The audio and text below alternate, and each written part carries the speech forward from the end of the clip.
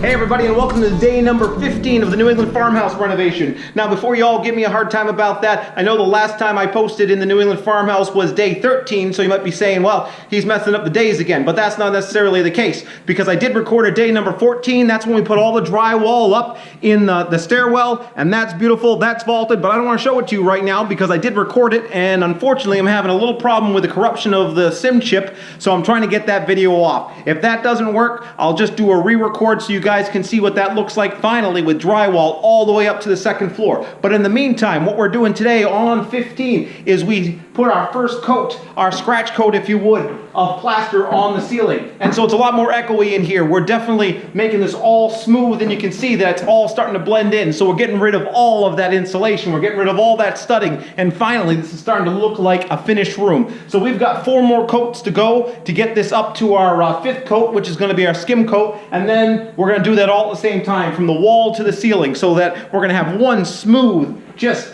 pass over the whole thing. And so that's going to make it look really slick. So coming at you live from day number 15.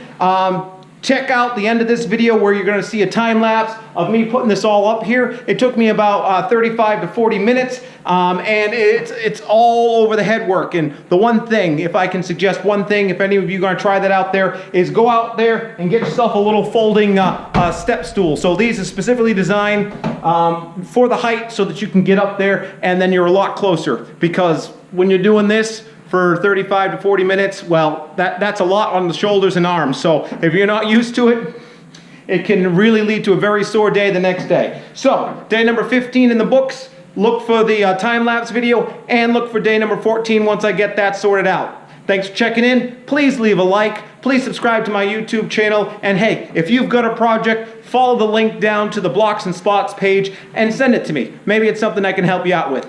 Bye.